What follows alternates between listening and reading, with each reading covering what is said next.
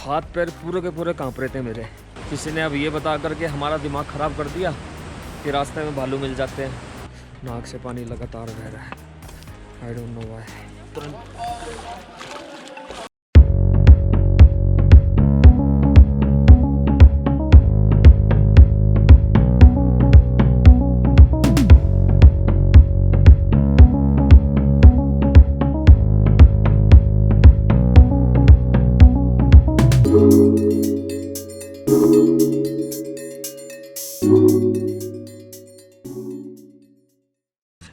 Good morning everyone. Morning की story चल रही है सारी की सारी। सो गया, फिर उठा मैं 2:30 बजे। फिर मैं सो गया, पता नहीं एक बार इन्होंने टांगे अंदर डाल ली मेरे कमरे में, बिल्कुल ठंडी। हो भाई साहब, मेरी हवा निकल गई, मैं एकदम चिल्ला गया। मतलब ऐसा लगा पता नहीं क्या ही आ गया। मैंने ऐसे बिल्कुल ठंडे से ही डाल। तभी फिलहाल 4:15 बज रहे। नहाने का किसी का मन नहीं है। पहली बात तो उठा ही नहीं जा रहा, लेकिन भाई उठना तो पड़ेगा। तो अब जो है एक एक करके सब जा रहे हैं। और इसमें भी पता ही है तुम्हारे को, पहले तू जा फिर बाद में जाऊंगा। जितना टाइम और मिल सके इस गर्म कंबल पे बैठने का। कुछ ब्रश करने चल रहे। मेरे दांत ले जा, खर के ले आई और मैं लगा लूंगा। बड़ी ठंड हो रही है। कह रहे मेरे दांत ले जा करके ले आई हो। भाई मेरे भी ले जा। 200-400 एक्स्ट्रा ले ले, पर ब्रश करा दे। मेरे बाल ले आ, ऐसे शैम्पू ले, ले। 400 एक्स्ट्रा ले ले, ब्रश करा दे।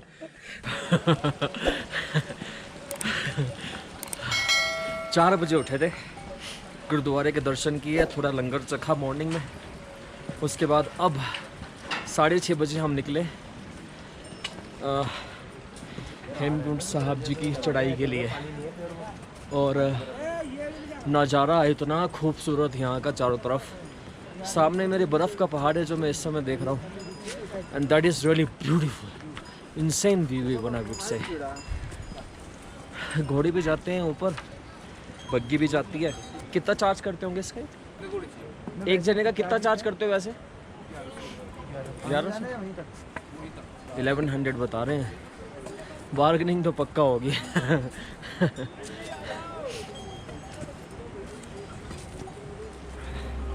ज़िंदगी में कुछ ऐसी चीज़ें हैं जिन्हें करने की हमें बहुत चाहत होती है।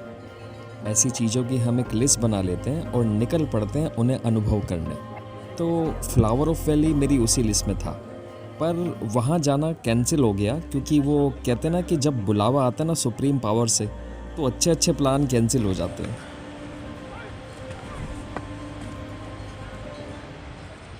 सो जो रास्ता हेमकुंड साहब जी को जाता है उसी रास्ते से लेफ़्ट ये टर्न हो रहा है, जहाँ पर बोर्ड आपको दिखाई देगा फूलों की घाटी का।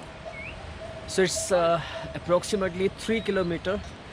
और इसका चार्ज मैं अगर आपको बताऊं, so it means if you are an Indian certainly you will get an advantage.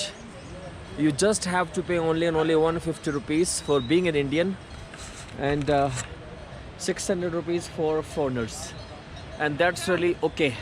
Because when I went to Malaysia last time, so हम लोगों को भी भैया उनकी तुलना में ज़्यादा पैसे देना पड़े था because we were foreigners for them. ओए भाई घोड़ा भी लग गया था।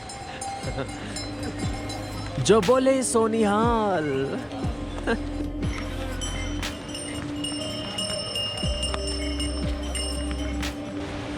जो बोले सोनिहाल। सत श्री अकाल। ट्रैकिंग भी कितनी बेहतरीन चीज़ है ना। एक खूबसूरत नज़ारे को घंटों देखते रहना भी कम लगता है। अब जैसे कि ये वाटरफॉल, पता नहीं क्यों एक अलग सा सुकून मिलता है आँखों को, जो शायद लफ्ज़ों में बयान करना बहुत मुश्किल है।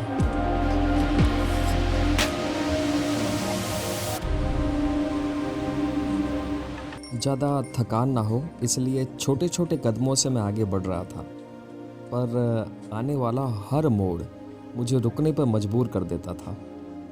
अब क्या बोलूं, ये जगह थी इतनी खूबसूरत।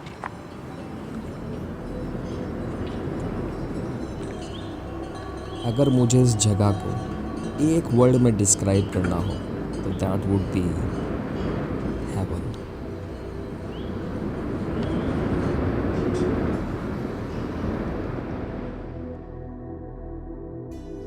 जितना कम सामान के साथ आप ट्रैकिंग पर जाओगे उतना कम आप लोगों को आसानी होगी, वरना ये 6 किलोमीटर की खड़ी चढ़ाई आपको थका देगी। और अगर आप सामान रखना चाहें तो आप किसी भी गुरुद्वारे में रख सकते हैं। और ये आसमान की ऊंचाइयों में चारों तरफ कोहरा ही कोहरा।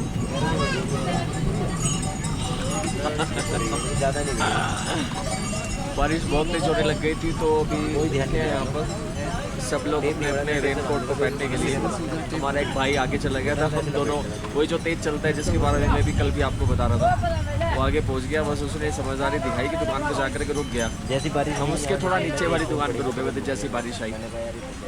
तो फिलहाल अभी उसके पास ही मेरा रेनकोट था, तो मैंने भी लिया, तो सभी वही पहनने लगे हैं। और यहाँ से लगभग 1.5 किलोमीटर का भी और है रास्ता। और इससे खूबसूरत जगह पर गुरुद्वारा देवी हो नहीं सकता। वंडरफुल प्लेस, बहुत ज़बरदस्त जगह है ऐसी। वन से लाइफ टाइम तो एक बार आना तो पक्का बनता है।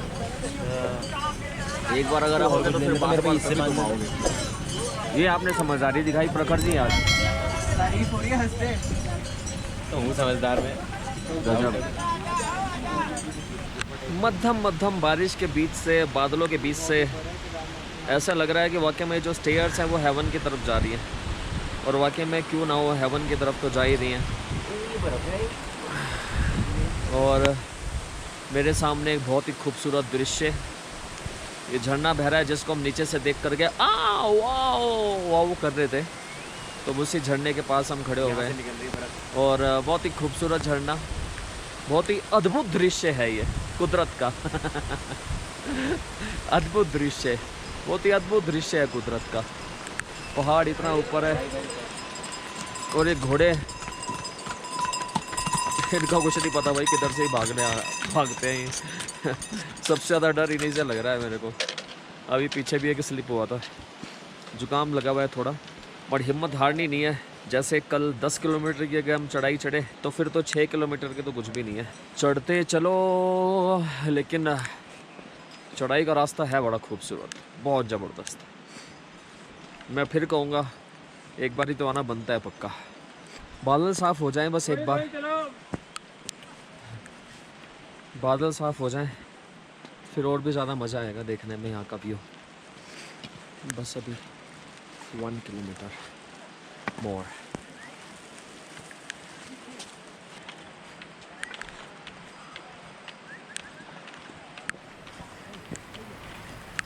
तो गुरुद्वारे के अंदर जाने से पहले हम गए पवित्र सरोवर में डुबकी लगाने। ठंड बहुत थी और बारिश भी लगातार हो रही थी, टेम्परेचर बहुत ज़्यादा गिर गया था। I was shivering like hell there. और ऐसे में स्नान करना, oh my God, it was next to impossible. But जब मैंने वहाँ एक बच्चे को डुबकी लगाते हुए देखा तो मेरे मन से एक आवाज़ आई कि ज़्यादा से ज़्यादा वर्स्ट क्या होगा। बस फिर क्या था, बिना सोचे समझे मैंने भी कपड़े उतारे और पहुँच गया, ये सोच करके कि जिसने बुलाया है वो कुछ होने नहीं देगा।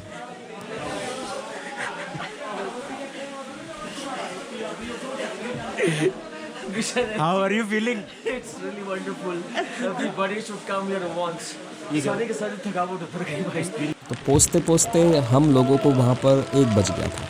तो वहाँ पर पहुँच करके ये पता लगा कि अरदास तो 12 बजे से पहले ही हो जाती है।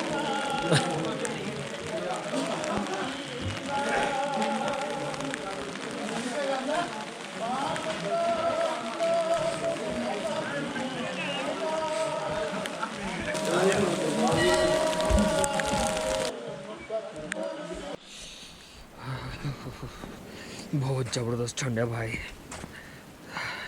नहाने के बाद तो थोड़ा सा शरीर में गर्मी थी, लेकिन उसके बाद जो ठंड लगी, जो टेम्परेचर वहाँ का डाउन हुआ।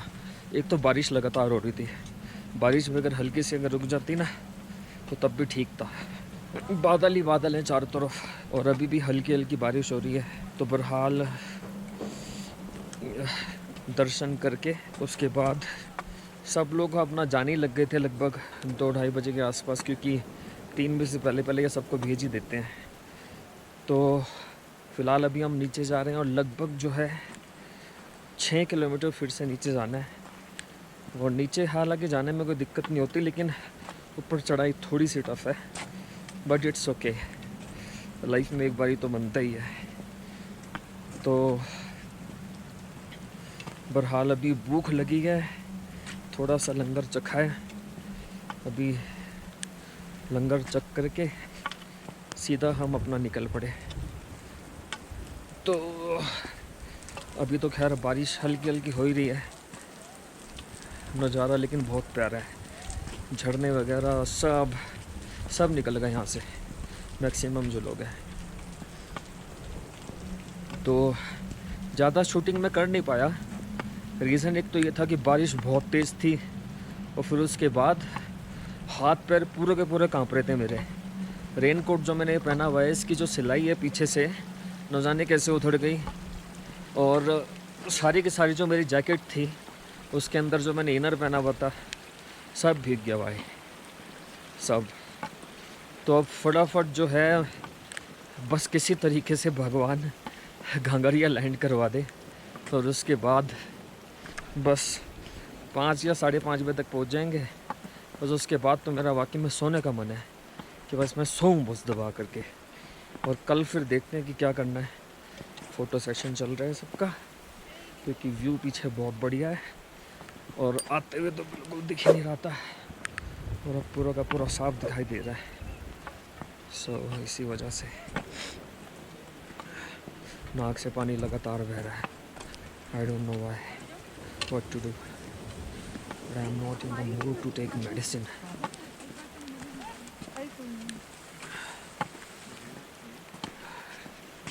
Insane view from there. ये देखो,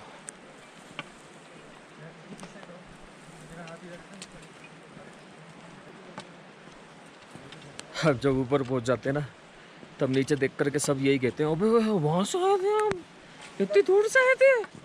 भाई इस समय सबसे अच्छी सुकून की बात है, घोड़े नहीं है इस रूट पे। हाँ भाई, सब चले गए भाई घोड़े। तो कह रहा हूँ मैं।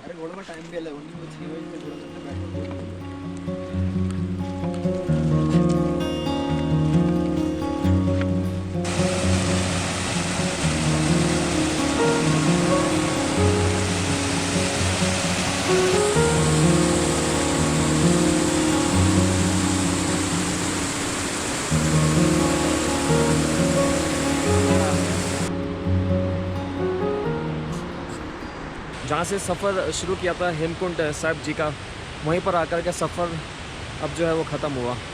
तो अभी फ़िलहाल हम घांगरिया में रुकेंगे, उसी गुरुद्वारे में जिसमें हम रात में रुके थे। और ये लाठी जो है उतरते हुए बहुत मददगार है, अगर आएँ तो इसको लेकर के आएँ तो काफ़ी सहारा मिलेगा आपको। उतरते हुए कई बार जो है हमारे को जमानी पड़ती है, वरना फिसलने का ख़तरा रहता है। मैं भी कुछ निशानियाँ लेकर के जा रहा हूँ, एक घुटने पर और एक अपनी हथेली पर। हाँ, फिसल गया था कल मैं भी, चवन्नी ढूंढने लग गया था ज़मीन पर। मौसम बहुत खूबसूरत है यहाँ का, ज़बरदस्त मौसम। पीछे ये जो वाटरफॉल है, it is really amazing man. मेरे तो मन ही कर रहा है कि मैं जा कर के नहा लूँ।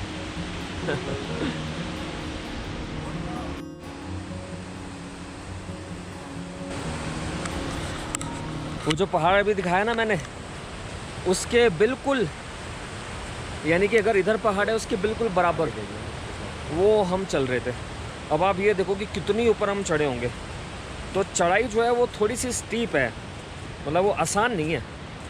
तो 1 महीने पहले से ही ग्लूकोन डी पीना शुरू कर देना, जिम ज्वाइन कर लेना, थोड़ा सा एक्सरसाइज वगैरह शुरू कर देना, थाइस वगैरह की, रनिंग, एरोबिक्स सब।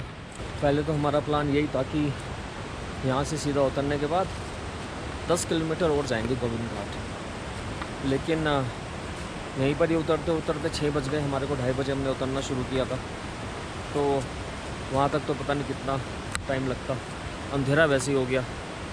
और किसी ने अब ये बता करके हमारा दिमाग ख़राब कर दिया कि रास्ते में भालू मिल जाते हैं।